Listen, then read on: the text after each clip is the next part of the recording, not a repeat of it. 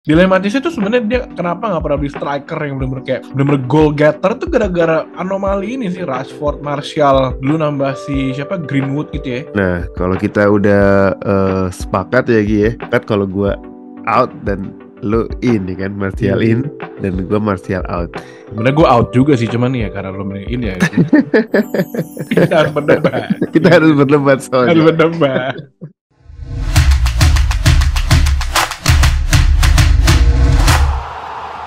Oke, yo, baik lagi kita di Football United ya, langsung dari dua kota besar nih ya, Melbourne dan Jakarta ya gitu. Mantap. Balik lagi bersama gua Coach Egi dan Coach Fas nih. Coach Fas, yoi, jam 12 malam di sini. Jam 8 malam di sini. Nah, kali ini kita mau ngebahas tentang penyerang andalan MU ya. Andalan yang tapi tidak bisa diandalkan, yaitu Anthony Martial. Martial. Bukan Anthony yang nomor 21 ya, beda lagi ya.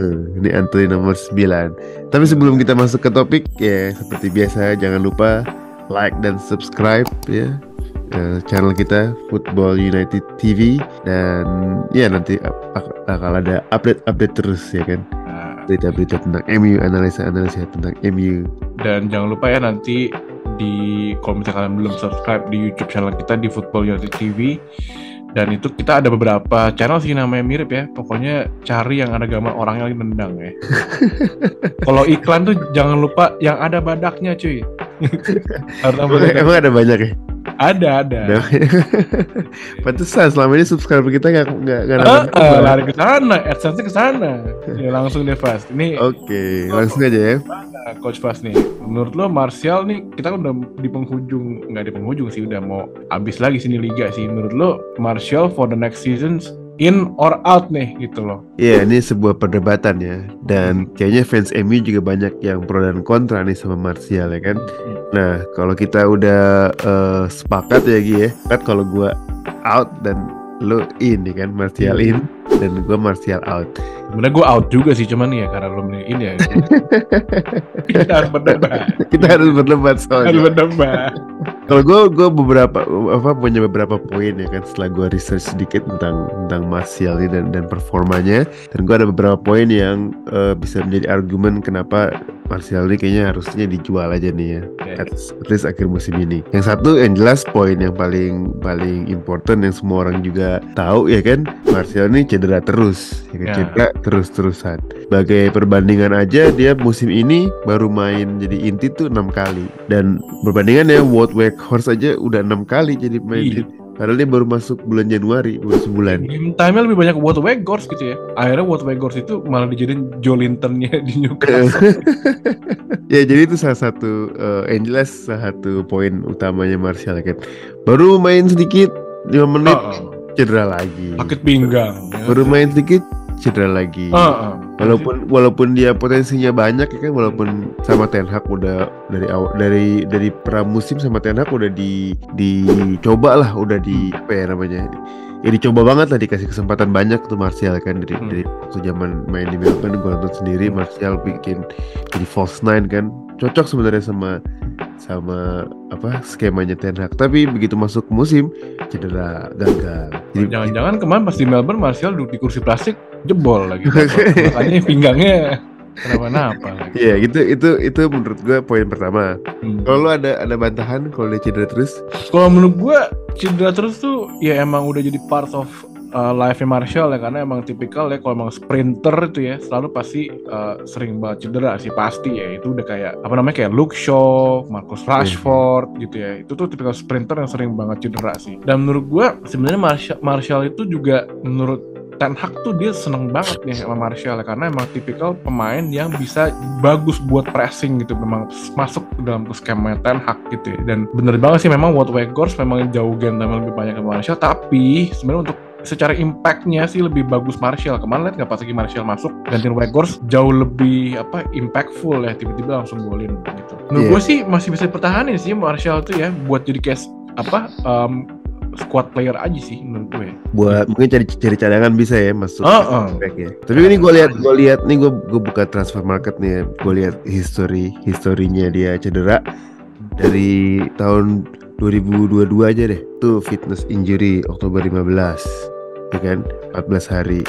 Main udah selesai tanggal 4 Desember 2021 knee injury.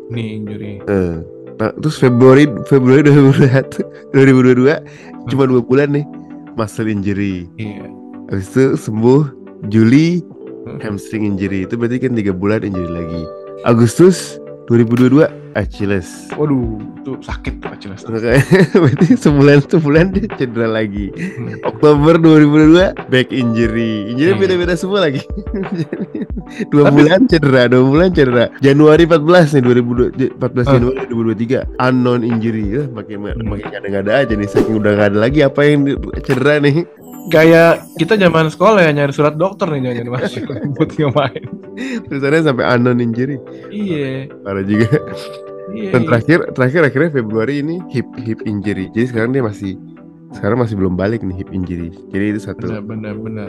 Tapi ya again sih menurut gua worth untuk dipertahankan gitu, karena ya nggak usah kita bener-bener relying banget sama dia deh gitu, jadiin squad player aja gitu. Tapi masalahnya kan dia bukan born and bred as a Manchester United Academy kan. Itu kalau misalnya kayak Rashford, walaupun dia mau cedera apapun pasti ditungguin gitu kan, biar gimana pun juga gitu. Ini sih masalah kekurangan di sini di sisi Martial sih menurut gue. Dan kalau lo bilang dia bisa jadi squad player, masalahnya ini poin gue yang kedua adalah kontraknya.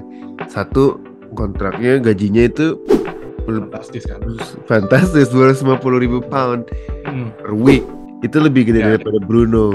Jadi kan kalau misalnya dijual Martial, satu bisa saving, bisa allocate wage ininya buat pemain yang lain yang lebih bagus, yang lebih reliable. Plus juga dengan gaji segitu dia bisa bikin orang-orang lain pada iri juga ya kan. Bayangin perasaannya Bruno ya kan. Iya. Tapi kan sebenarnya kan menurut gue itu kesalahan dari manajemen United ya, karena kan dulu juga pas lagi beli Martial pun juga so-called panic buying kan pada saat itu kan, si Louis van Gaal kan. Makanya ada lagunya kan, cantingin juga kan dikira bakal fail dengan harga itu segitu kan. Jadi maksud gue ya itu kesalahan di manajemen. Tapi menurut gue sedenger gue sih rumor-rumornya kayak David De Gea pun juga yang paling tinggi gajinya di MU itu pun juga dia kayaknya untuk misalnya extension dia nerima aja sih kalau misalnya emang harus deduction ya gitu kalau menurut gue. So menurut gue dan Martial juga entah kenapa ya gue melihatnya dia emang udah nyatu sama United ya, karena dia kalau disuruh main di tempat lain pun juga gue lihat kemarin di Sevilla juga ternyata nggak bagus kan gitu. Iya, di Sevilla dia malah melempem dari sana ya. Malah melempem, ya mau udah cocok di United sih menurut gue gitu.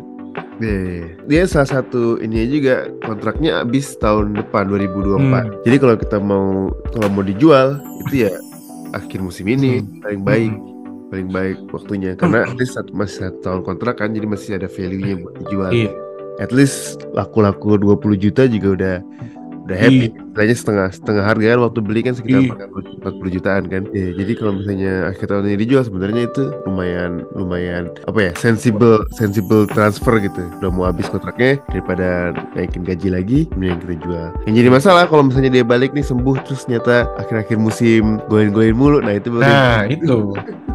Sebenarnya kalau tuh gue liat MU tuh dilematisnya tuh sebenarnya dia kenapa nggak pernah beli striker yang bener-bener goal getter tuh gara-gara anomali ini sih, Rashford, Martial, dulu nambah si Greenwood gitu ya. Itu jadi kita nggak pernah beli striker karena mikirnya kalau misalnya emang Martial cedera ada Rashford jadi up top atau mungkin jadi Greenwood jadi up top. Jadi kita nggak pernah punya striker yang bener striker tiba. Terakhir pun juga Cavani, Van Persie lah terakhir juga ininya legasinya gitu. Iya makanya sebenarnya kan Martial kan yang bisa jadi beneran striker kan.